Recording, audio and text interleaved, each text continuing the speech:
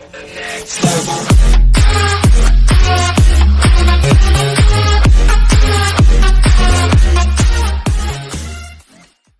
saw an older man harassing a teen girl on the plane.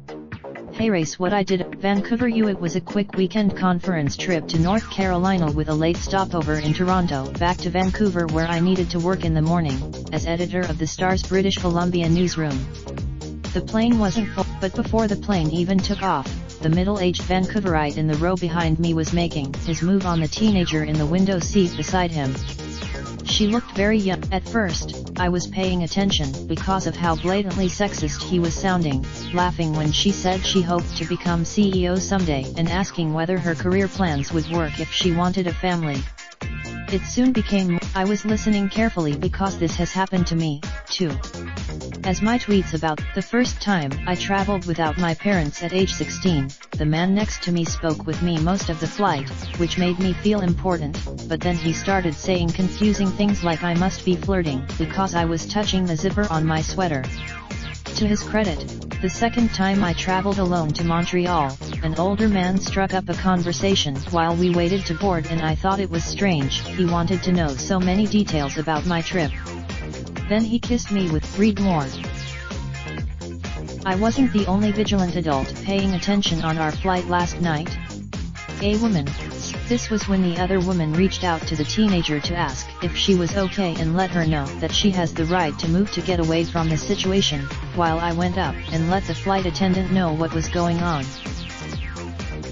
The flight crew acted swiftly to collect witness reports, offer support to the teenager who welcomed the assistance and asked the man to move. He refused to leave. When we landed in Vancouver, a security officer was waiting for him.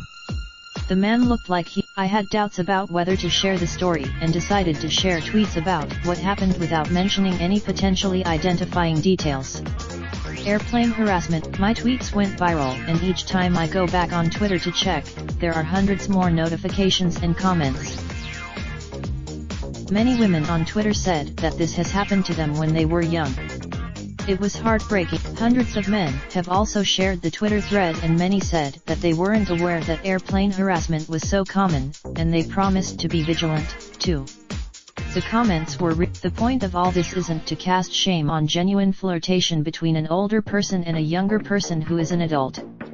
There are different things. Angela Marie McDougall, executive director of the Vancouver-based non-profit Battered Women's Support Services BWSS, told me on the phone that there are many things bystanders can do if they witness harassment on transportation. BWSS has published where suggestions for bystanders include ask the woman, are they bothering you, loudly saying ugh, that is so gross, making eye contact with some other bystanders and ask, what should we do to help? Often people don't know what to do. People might think it. Many people genuinely don't know what to do, but they should know they can take action and they should take action. It matters a lot. The New York Times has about how bystander intervention training can be more effective than traditional harassment workshops, and the non-profit Stop Street Harassment SSH has published with examples of things that bystanders can do. Some people's many of the suggestions that do not directly challenge a harasser, such as asking the woman if she wants help or asking the harasser what time it is, are excellent to use when one is not sure if it is harassment that is occurring, if they do not want to disempower the woman, or if they fear becoming the target of the harasser's inappropriate behavior themselves, according to the guide. I applaud the professional and firm conduct of all the staff on board the flight. Perhaps in another, Canadians are known for being polite and courteous, but when speaking up is important, I am proud that in this case passengers and crew stood up to directly confront a harasser. Joanna Chu is a reporter and managing editor of Star Vancouver. Follow her on Twitter.